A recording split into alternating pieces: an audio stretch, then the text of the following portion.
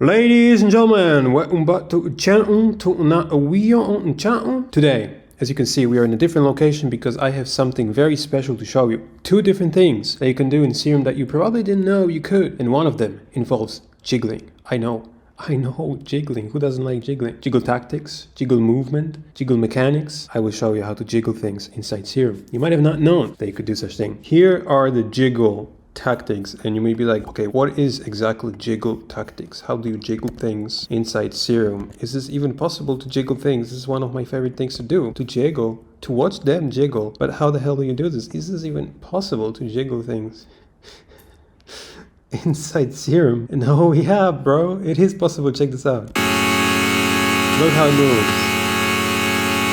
Essentially speaking, you automate this point in the middle, and then you use one sine wave to automate it in like up and down, and then another one that's sideways. Put that actually on the level. So put this in the middle and put LFO2, for example, on I think y-axis. And then you gotta go into the matrix and you gotta reverse the type to be like this so that it goes like bipolar. And so you can increase it a little bit. You gotta find the sweet spot for that, but later. What you're getting for now is this, because we are using this shape, but we're going to go into the sine wave section, pick a sine wave. And we're still getting the same thing, I know, but now we need to automate this left and right. And now, as we do this, switch to bipolar again, right here, it does fucking move in the circle. You may be like, okay, but what's the point of this? Well, it's cool. I mean, it does have usages, and I will show you very cool usage, the preset I made.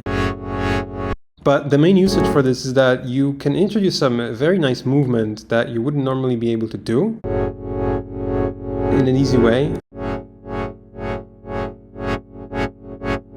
And you get like ba ba ba ba. And you get this. How would you even, construct that in solo? I mean, you could.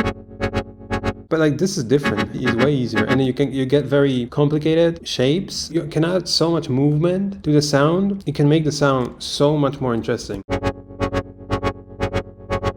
As here, for example. Well, that's how you do it, basically. You need one of those sine waves. You have to have them on 1/4 both. You can slow these down and you can speed them up and you can change the shapes to create some weird jiggly movements, like zigzag, for example, like this. This is more like more kind of like that type of deal, but slow it down. And you get like weird zigzags going on, and like speed it up, this one. And you get quicker zigzags. Or speed this one up and slow this one down. You get it this way. So you can do like a lot of great movement with these sine waves and achieve a lot of movement in your sound and make it way more interesting than just like without that movement. Okay, so let's go into the preset.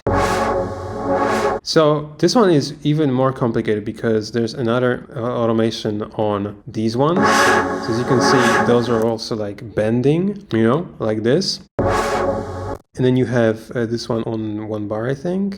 This one's slower.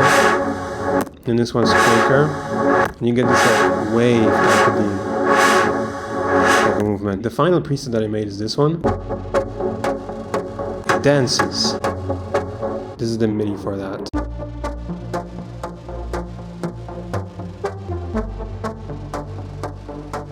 So this could be actually changed a little bit so that it doesn't go all the way to the left and like stays there. Here. Yeah, just so. So it doesn't get stuck on the left side for too long. But as you can see, the transient of the sound changes, and there's so much more movement than if we were to go and disable these. You get just this. Which is like, well, nothing really going on, but with the jiggly movements, you get this dancing in the sound and flowing. That's way more interesting than just like having just a standard wave. So you can do something like this, just automate these things, and this one is automated as well. And if we were to go into, okay, we gotta redo the whole thing, put that on the filter as well. Now we're gonna have one sine wave, just like we did before, just to practice. Put that on the Y and put this on the X, and then go to matrix, put them bipolar, and then reduce this one, extend this one. And we got the circle, and now we can add more movement to these ones. So just like this. And now we are getting this type of shape, but then we can reverse this. So we can kind of like this. It's pretty cool. We get something like this, like a very gentle, like massage type of deal, or a windshield kind of wiping. It does actually look like that. Bro, I'm cleaning windows, bro. You can't hear this though.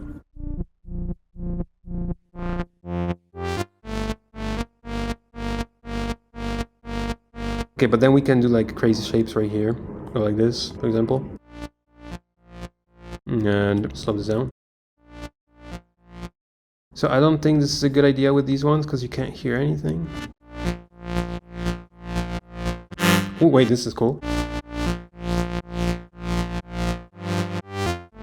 Oh, that slaps. Just go into any effect that just boosts this.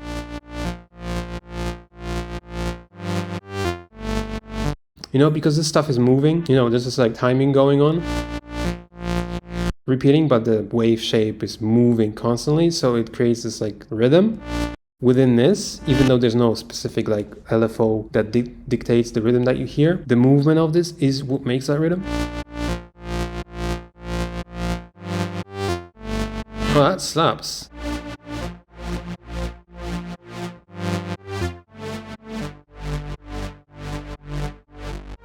Nah, say this actually sounds great. So we can then go into slow this down, for example, and I don't even know what it's gonna look like.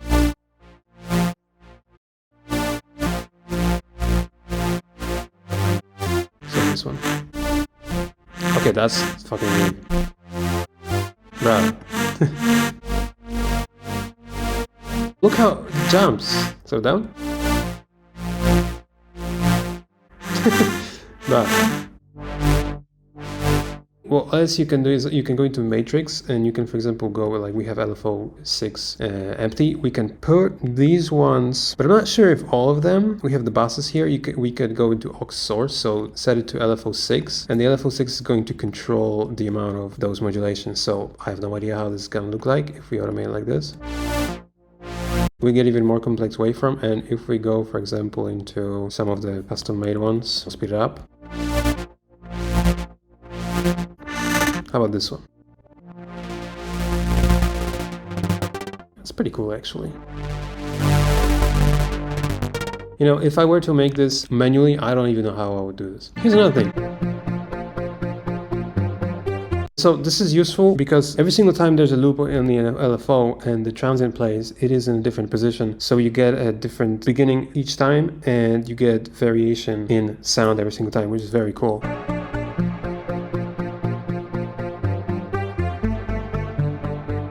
You can make that even more snappy, like position that where it sounds good. Okay, ladies and gentlemen, so that's one thing. And another thing that I'm going to show you is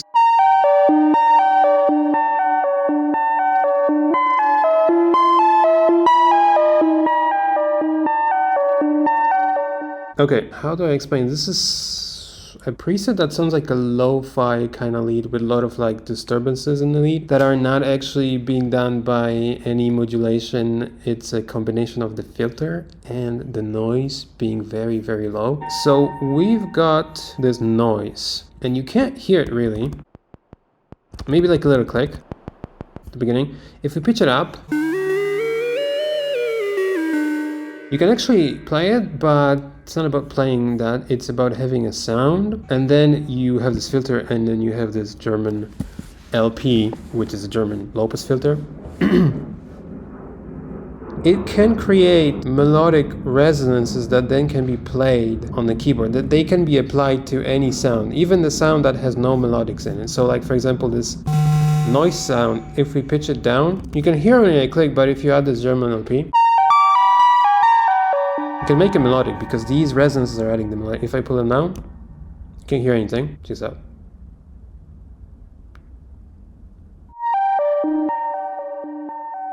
At some point you get this melodic movement. And so the reason this is actually going like an ARP is because this LFO is being applied to the cutoff. And the cutoff, if you position these, well, basically an EQ is a set of different notes. So here you have the low notes and here you have the high notes. And if you add resonances to the frequency spectrum, you will get sort of sine waves. If you boost the resonances very high, like here, you will get sine waves. And then if you modulate that resonance, you can actually make the sound playable because you're adding resonances in different places. And so this cutoff is the positioning of these resonances. So then you add an LFO to this with a shape like this with an ARP. And then this was 12 because 12 you get 12 semitones, which is 1 octave, has 12 semitones, 12 notes. So then you apply this to the cutoff and you set it so that you gotta find this in the cutoff. It's not like applying this to the curse pitch or semitones right here. It's a bit different, so you have to find where the octave is, and here it is on like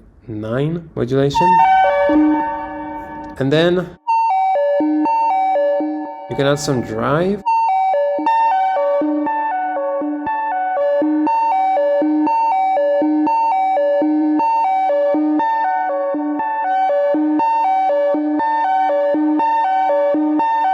Okay, so I cannot explain what is happening exactly, but if you use the drive, the drive makes possible this movement in kind of like this malfunctioning, like this. I think you need a specific noise for that. That's why this is pitched down, because check this out. If I start pitching it up, this is what's gonna happen.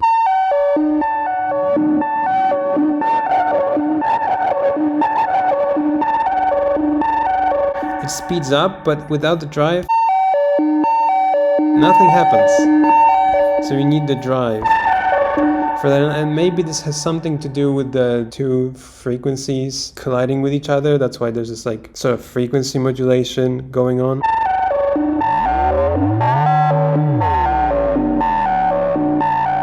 So now a cool thing can happen because you can change the noise sounds and you can get different sounds. This one's cleaner.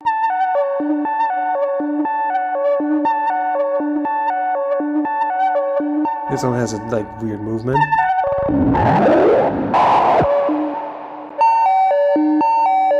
This is like a squarey, wavy sound.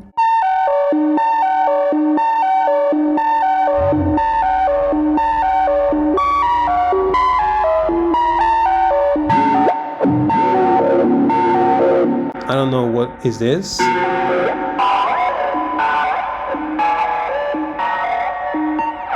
want to see what's gonna happen if I just add bright white noise. That also works. Yep, these resonances are just playing. Oh, and the reason you can actually change the notes on the keyboard.